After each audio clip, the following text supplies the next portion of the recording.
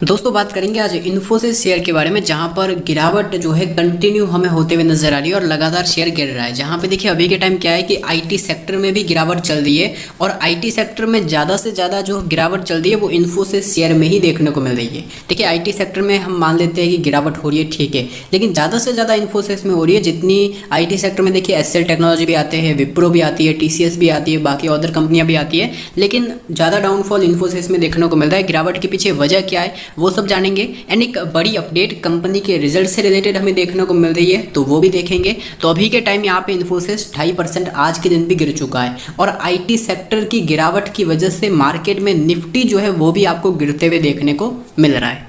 अभी का अगर मैं आपको वॉल्यूम बताऊं तो 67 लाख क्वांटिटी का हमें वॉल्यूम देखने को मिल रहा है इन्फोसिस में।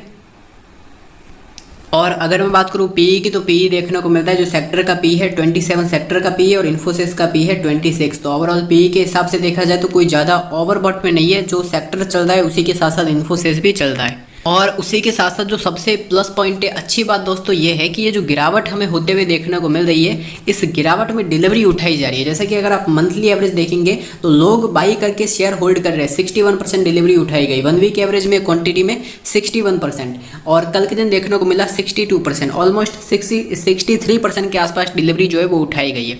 और ये डिलीवरी के जो आंकड़े हैं वो कंटिन्यू दोस्तों इंक्रीज होते हुए देखने को मिल रहे हैं, जो हमारे लिए गाइस प्लस पॉइंट है। क्यों?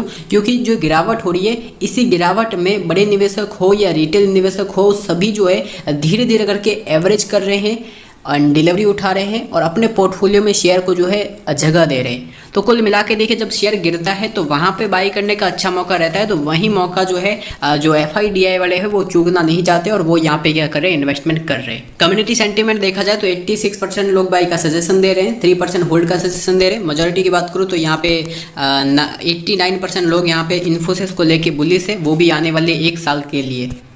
तो ये जो हमें गिरावट देखने को मिल रही है, इस गिरावट में वजह क्या है? वजह दोस्तों हमें ये देखने को मिल रही है कि गोल्डमैन सैक्स ने विप्रो को अपग्रेड करते हुए आईटी दिग्गज टीसीएस, इन्फोसिस और टेक महिंद्रा को डाउनग्रेड किया है। मतलब यह है कि गोल्डमैन सैक्स ने कहा है कि विप्रो में आप खरीदारी कर सकते हैं, विप्रो में आप बाइंग कर सकते हैं, क्योंकि इन फ्यूचर विप्रो आने वाले टाइम में शेयर का जो प्राइस है वो जंप करेगा।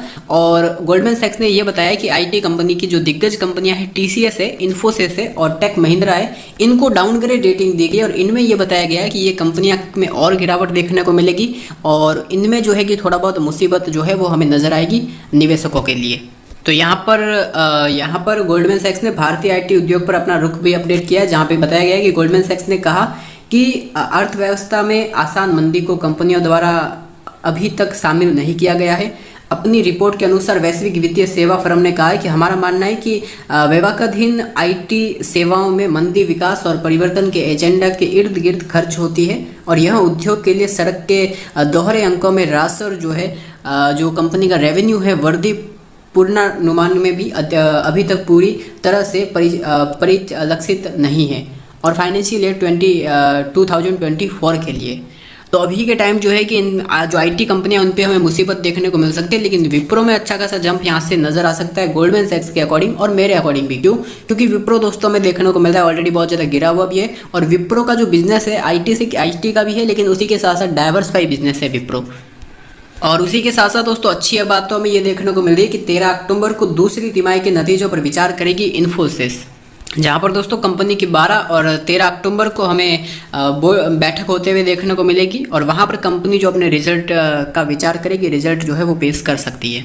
तो 13 अक्टूबर का दिन दोस्तों यहाँ पे निवेशकों के लिए बहुत ही ज़्यादा इंपॉर्टेंट है, महत्वपूर्ण है। अब यहाँ पे अगर मैं बात करूँ रिजल्ट की, तो रिजल्ट देखिए, सेल्स की बात की जाए तो कंटिन्यू सेल्स तो बढ़ रही है, सेल्स में कोई दिक्कत आ ही नहीं रही है। जैसा कि यहाँ पर हमें देखने को मिला कि लॉकडाउन से पहले भी सेल्स बढ़ रही थी और लॉकडाउन हुआ था तो उस टाइम भी सेल्स बढ़ रही थी, सेल्स रुकी नहीं। जैसा कि आप देख सकते हो जून 2019 में 21,000 करोड़ की सेल्स थी, फिर दिसंबर 2019 में 23,000 करोड़ और जो लॉकडाउन हुआ था उस टाइम भी कंपनी की सेल्स 23,200 करोड़ हुई। जून 2020 में जब लॉकडाउन था तब 23,665। तो लॉकडाउन हुआ उस टाइम भी कंपनी की सेल्स इंक्रीज हो रही थी, आईटी के लिए अच्छा खासा परफॉर्मेंस यहाँ पे था। तो हमें धीरे धीरे करके यहाँ पे बढ़ते हुए देखने को मिल रही है और सेल्स दोस्तों अभी भी बढ़ रही है, 34,470 करोड़ की सेल्स पहुँच चुकी है। अब ऐसे में सबसे जरूरी चीज़ क्या है कि सेल्स तो बढ़ रही है, लेकिन नेगेटिव पॉइंट क्या है कि ये जो ऑपरेटिंग प्रॉफिट मार्जिन आपको जो देखने को मिल रहा है वो घट रहा है। जो ऑपरेटिंग प्रॉफिट मार्जिन यहाँ पे 29% का था वो घटकर हो चुका है 23% का। मतलब ऑपरेटिंग प्रॉफिट मार्जिन होता क्या है? ऑपरेटिंग प्रॉफिट मार्जिन दोस्तों वो चीज़ होती है कि कंपनी अपने सेल्स पे कितना प्रॉफिट कमा रही है। ऑपरेटिंग प्रॉफिट मार्जिन यहाँ पे 29 है, मतलब कंपनी उस टाइम अगर 100 करोड़ की सेल करती तो उसके पीछे 29 करोड़ रुपए कमाती, प्रॉफिट करती। लेकिन अभी के टाइम 23 है, मतलब कंपनी 100 करोड़ की सेल करती है, तो ऐसे में कंपनी 23 करोड़ रुपए ही कमा रही है। तो यहाँ पे जो है कि इनडायरेक्ट, अगर डायरेक्ट देखा जाए तो 6 करोड़ कंपनी जो है कम कमा रही है पहले के मुताबिक। तो महंगाई बढ़ने की वजह से यूएस में यहाँ पर हमें देखने को मिल रहा है कि अर्निंग जो है कंपनी की डिक्रीज होते हुए देखने को मिल रही है। प्रॉफिट रेशियो जो है वो दोस्तों डिक्रीज होते हुए नजर आ रहा है।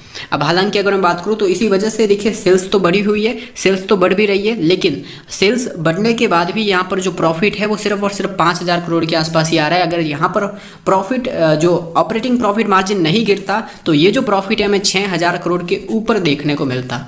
तो इस वजह से अभी के टाइम क्या है कि प्रॉफिट कंसोलिडेशन हो रहा है और रुका हुआ है। अगर एक बार प्रॉफिट मार्जिन रेशियो बढ़ जाता है तो उसके बाद हमें ये देखने को मिलेगा कि कंपनी का डायरेक्ट प्रॉफिट 6,500 करोड़ के आसपास आना शुरू हो जाएगा। तो बाई किया हुआ जरूर होल्ड कीजिए, कंपनी का फंडामेंटल बहुत ही अच्छा है।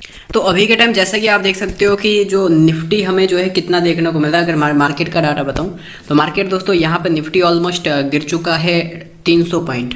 तो 300 पॉइंट निफ्टी जो गिरावट चल रही है। अब इसमें यहाँ पर आईटी की बात करूँ तो आईटी में देखने को मिल रहा है कि माइंडट्री गिरा हुआ है, एमपीएसएस गिरा हुआ है, टीसीएस गिरा हुआ है, विप्रो भी गिरा हुआ है, लेकिन इन्फोसिस भी यहाँ पे गिरते हुए देखने को मिल रहा है। ये भी आईटी कंपनियाँ हैं। तो आईटी कंपनी टोटल यहाँ पे डाउनफॉल की तरफ जा रही है। और इसमें जो है सबसे ज़रूरी चीज़ जो आईटी सेक्टर है वो भी दोस्तों टोटल 3% तक गिर चुका है।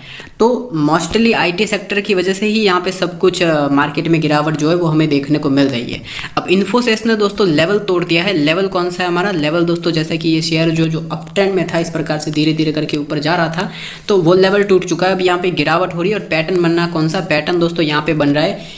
हेड एंड शोल्डर का पैटर्न।